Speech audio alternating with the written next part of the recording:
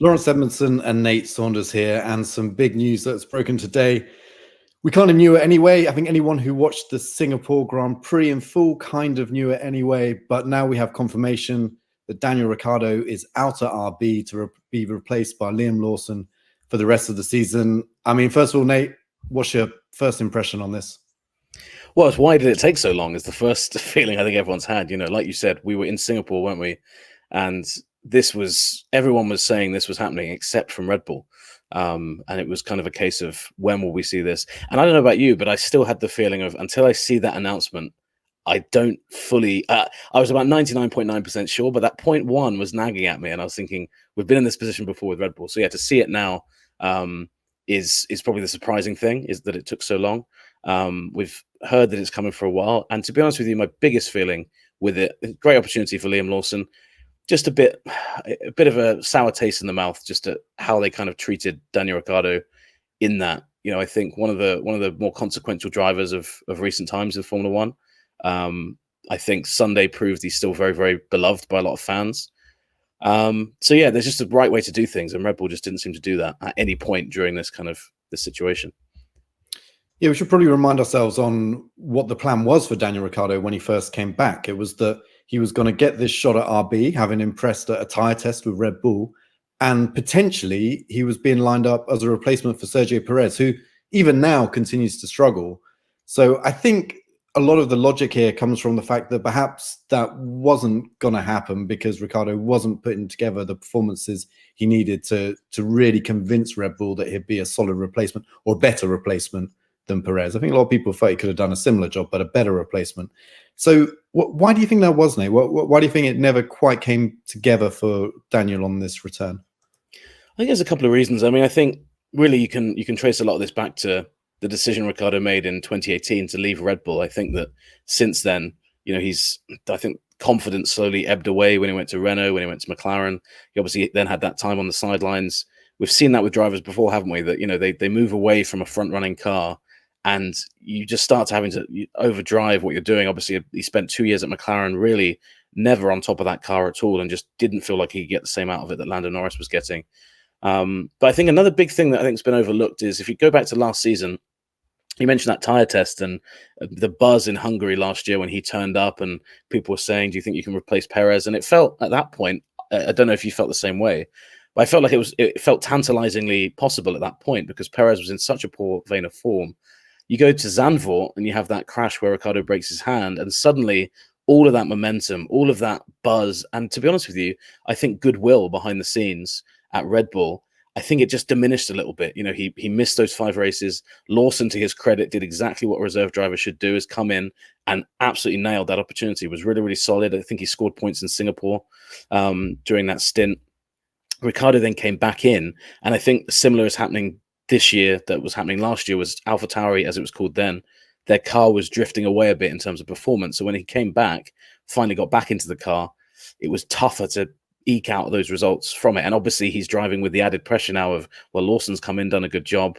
I still want to replace Perez, but I'm recovering from this, you know, this broken hand that he had. That, am I right in saying we all thought it would be 1 or 2 races he was out? He ended up being out for about 5. So I think that when you look back at it, was really the killer blow to that aspiration, because he's just never looked the same again, has he? Because I think at the start of this season, I remember the two of us sitting in media centers and we were just like, it just doesn't, we weren't even sure he would see out the season, even back then. It was amazing how far that hype and that narrative had kind of slipped away in such a short time, relatively speaking.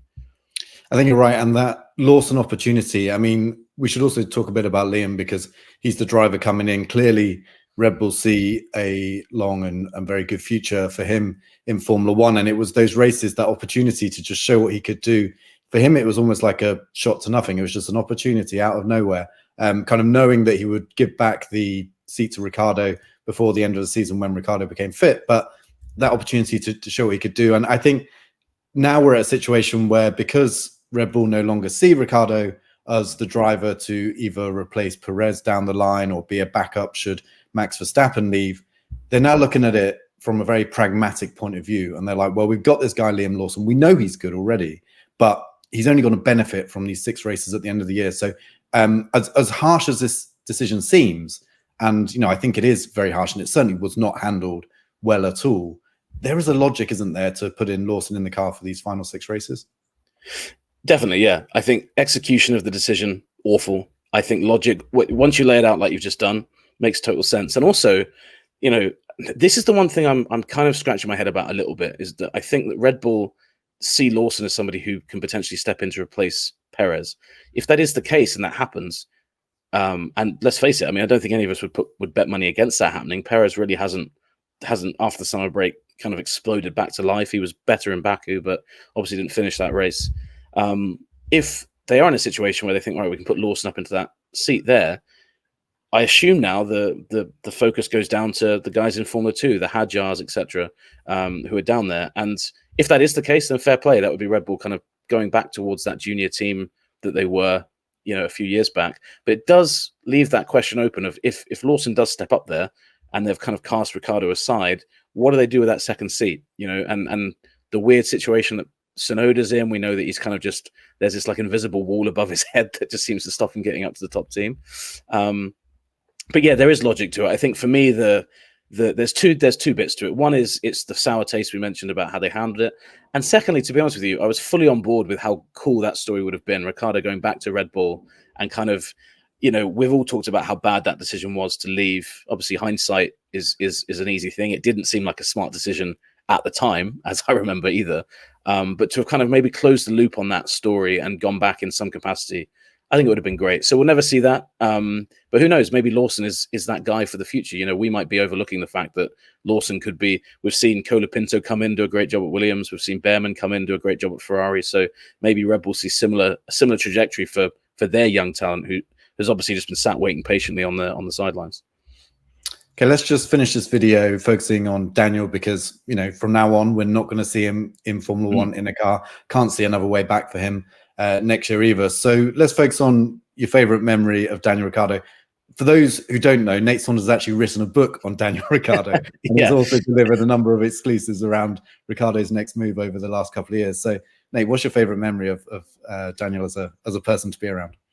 Yeah, I'm gonna have to find a new source of news stories, I think, going forward. There's been a few. I mean, I think you can do one on track and one off track. I think on track, there were so many that stood out. But I just remember that first year was my first year covering Formula One, 2014. You know, he kind of stepped up from Toro Rosso, those wins that he had, and just discovering that personality that he had, and discovering that Formula One had this kind of this larger than life Aussie on, you know, in the paddock. When Netflix finally were able to shine light on that, I thought that was great. But a personal one for me, I would say, is that I remember during lockdown when we would do a lot of media sessions became like this, didn't they? It would be us on one end of a media call talking on the other side. He was always a guy that would throw a question back to you. How you guys doing?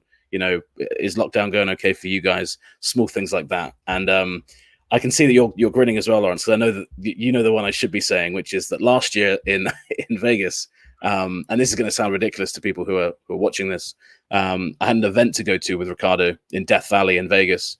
Couldn't get there logistically, and Red Bull offered that I fly in the jet with him and his manager.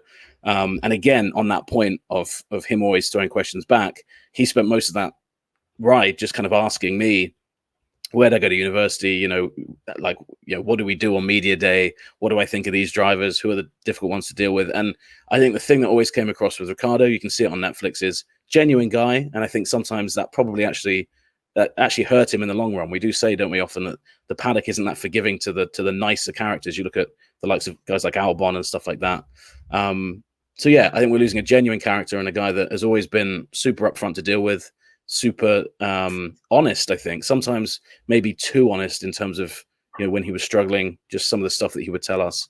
And yeah, I think it's a loss for Formula One, because you need characters like that, and it's not the case that every driver coming through is, you know, as charismatic and as kind of marketable as Ricciardo. You're not gonna find a Daniel Ricciardo in every person coming through. So lots of garbled, jumbled memories there that I've just thrown at you, Laurence. What about you? Because I think you've covered probably more of his wins, funnily enough, than me. I think I've only ever been at a race twice when Ricciardo's won, because I missed a lot of those in 14 and 16 and stuff like that. What stands out for you?